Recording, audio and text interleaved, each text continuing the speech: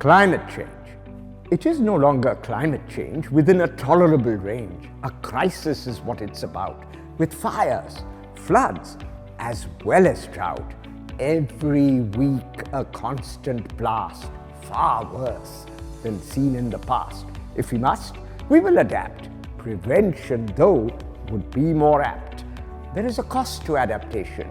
It's rising fast in every nation, as well as for the world at large, and this will be a heavy charge. In fact, we should by now conclude prevention would be really shrewd. It actually would cost much less. Indeed, avoid a lot of stress. A uniform carbon tax would protect all our bags, collected by each nation-state, but universal in its rate. All GHGs would be fair game. Every country should charge the same. The benefit that this would yield would be a level playing field. Competitors just wouldn't care because the system's very fair. Inequality. A serious problem that we see is increasing inequality. Artificial intelligence and automation will further change this equation. While returns to labor steadily fall, returns to capital rise very tall. Though analyzed well by Piketty, his prescription, though, is rickety. All of us should understand good spending on education and also on our people's health helps to distribute our wealth. High spending leads to deficits, gives rating agencies the fits, and Piketty makes a simple pitch. Let's go out and tax the rich. Alas, exorbitant taxation is often the ruin of any nation. If you want the economy to grow, high taxation is a no-no. Is there a different way to play? And could we find a better way? Real interest rates are rather low, but equity can rapidly grow. A sovereign fund can earn a lot. Much benefit can then be got because there is some synergy. Low corporate tax inevitably will grow the fund at a faster rate, nor do we have to wait and wait, for social spending can proceed. It is an urgent need indeed, but some economists who care think that businesses should share their profits with the working classes, within the firm or for the masses. But how could this be achieved? How will this idea be received by businesses that stand to lose? Can they be incentivized to choose to give away a certain share?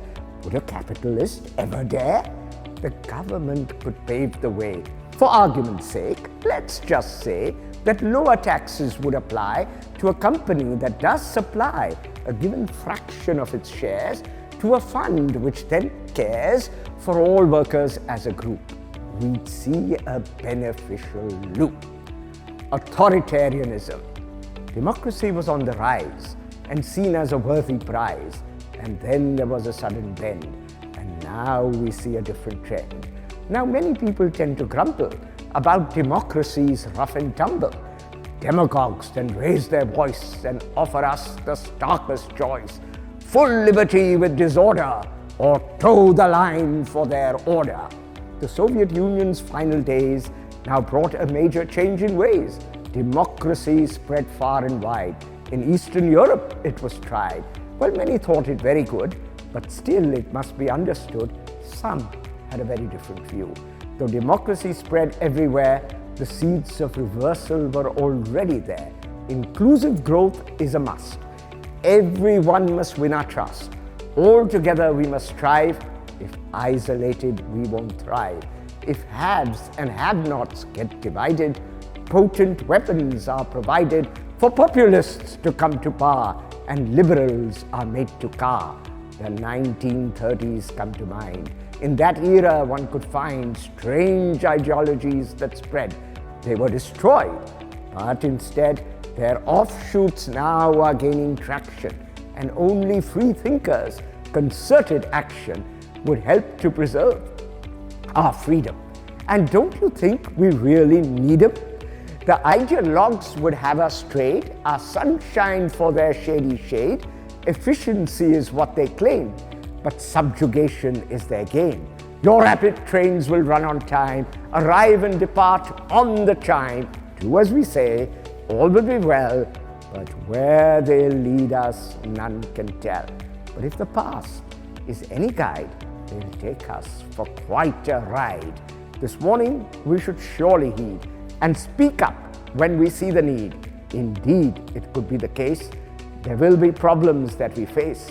Now, earlier vibrant democracies are becoming electoral autocracies. Message to the youth. The world is changing very fast, and nothing now seems like the past.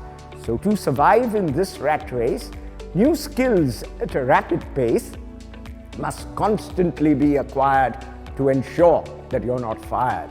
And what those future skills will be is difficult to foresee.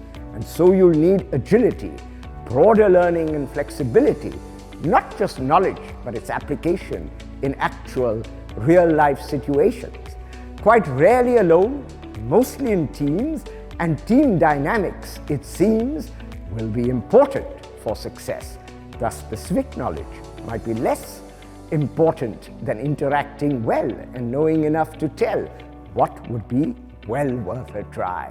Experiment and adapt on the fly, and carefully we should tread, but happiness should be spread. Happiness requires good health, but not success or much wealth.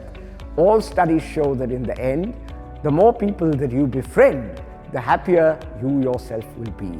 One sees this very clearly. What goes around, comes around, is good advice that's very sound. And once you clearly understand our purpose is giving a helping hand, much happiness will come your way, as sure as night that follows day. If our values are very strong and we refuse to do what's wrong and try and lend a helping hand and make an effort to understand all people with a different view, your thought processes will renew. Then brilliant ideas will surely flow and lead you where you need to go. Indeed, if you now see the light, our future will be very bright. Thank you.